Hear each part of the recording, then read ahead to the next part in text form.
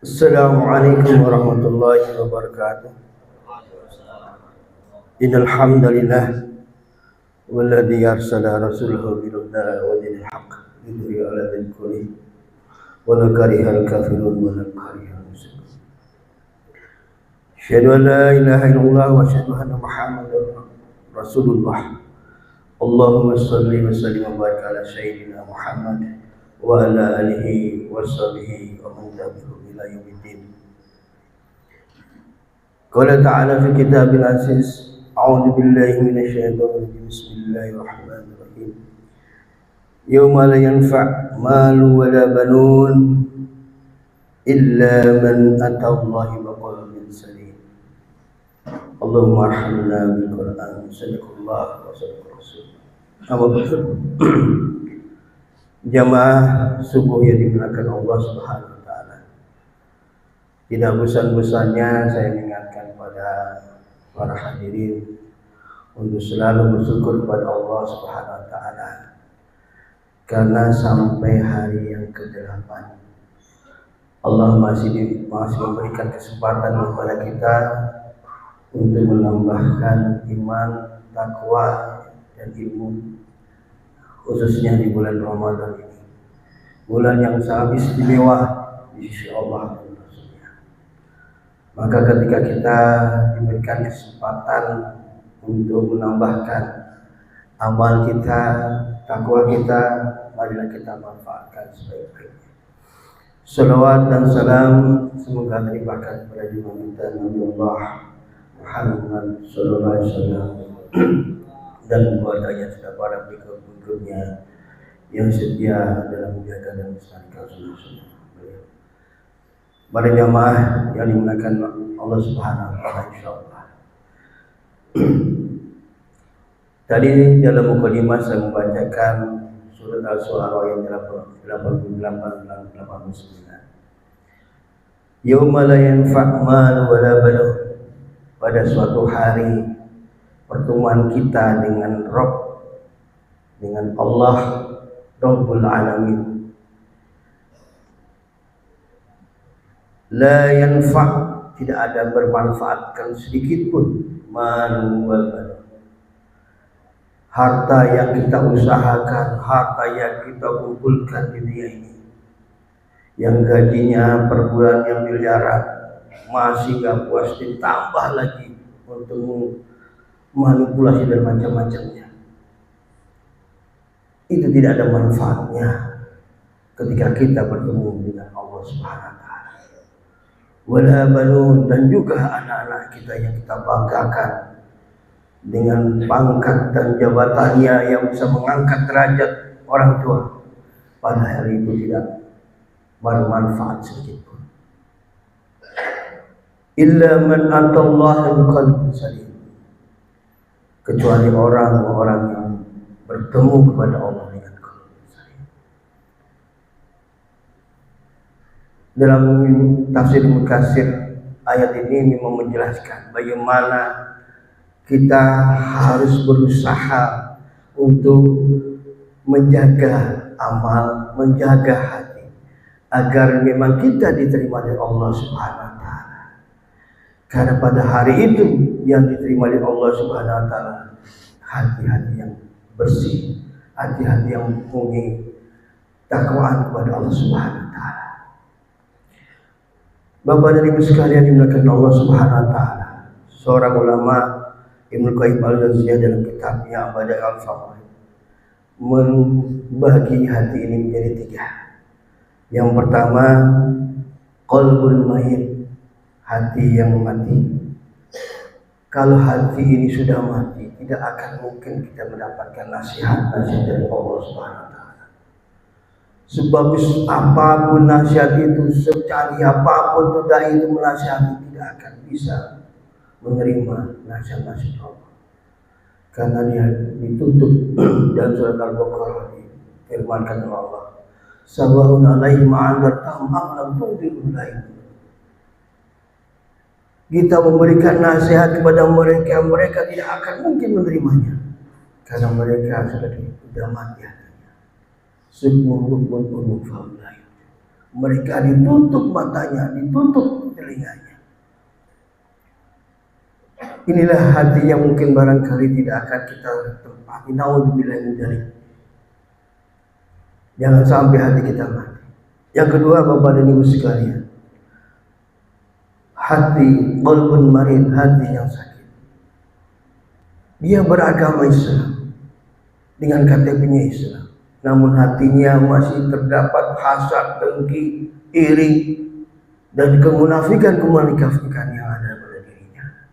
Sehingga untuk meningkatkan keimanan, meningkatkan ketakwaannya ini agak susah. Tapi ketika dia mau untuk membersihkan, insya Allah akan bersih sakit. Qalbun marid. Yang kemudian yang ketiga, Bapak dan Ibu sekalian, qalbun salim, hati yang sehat. Hati inilah yang dirindukan oleh Allah Subhanahu wa taala, yang pada suatu saat nanti akan diterima oleh Allah Subhanahu wa taala. Tidak ada manfaatnya harta yang banyak, tidak ada manfaatnya anak yang penuh jabatan yang tinggi, namun hati yang bersih. Yang jadi pertanyaan Bapak dan Ibu sekalian, bagaimana membersihkan hati kita?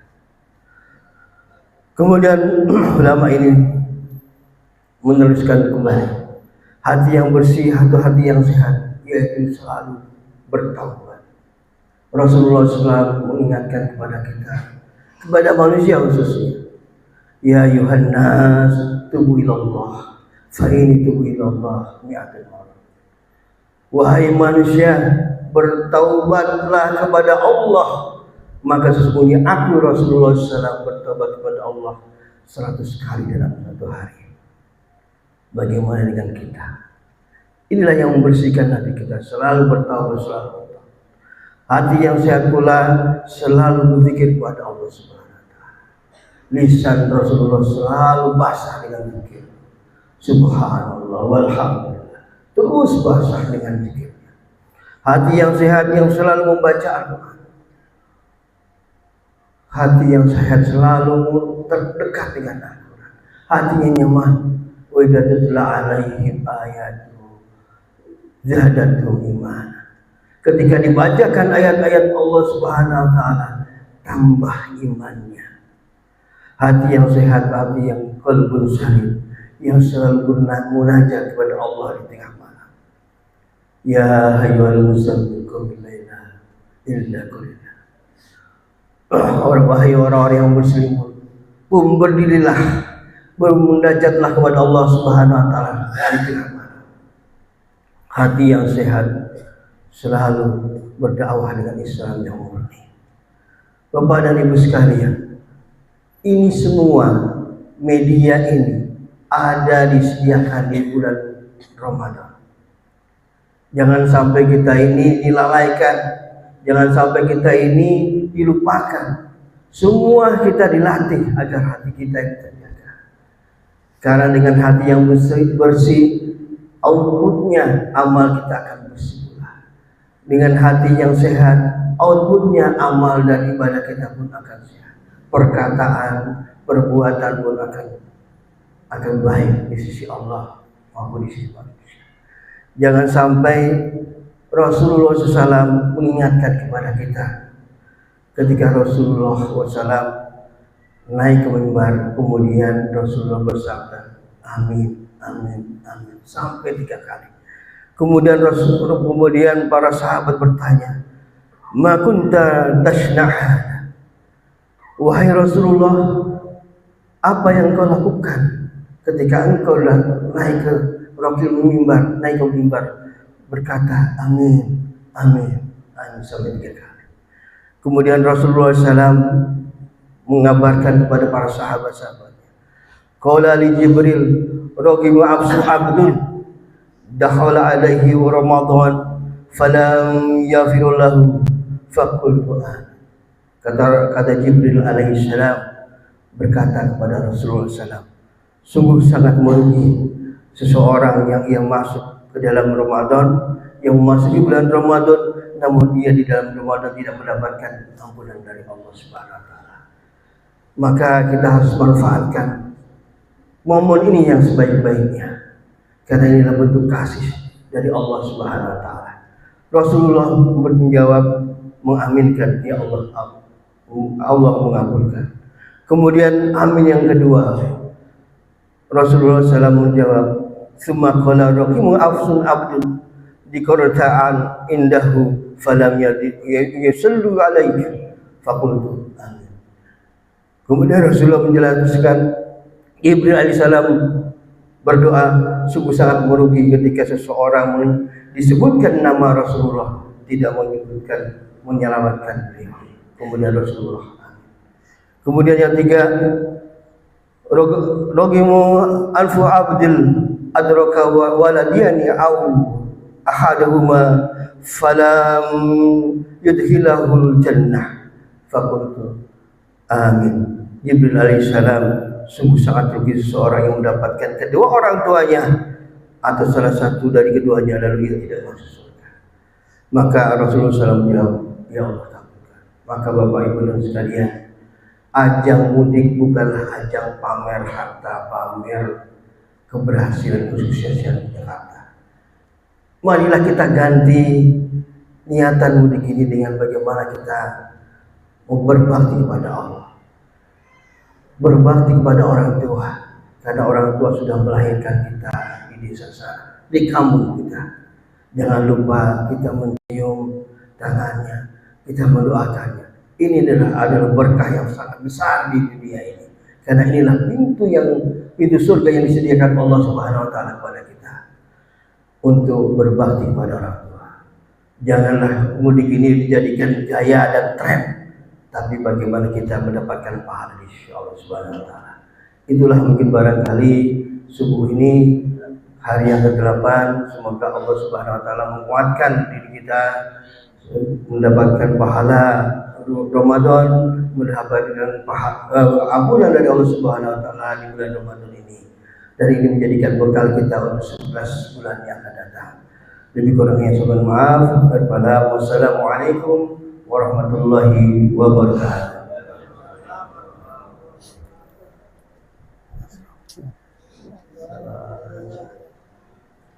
Pak Boy. Sallallahu alaihi wasallam.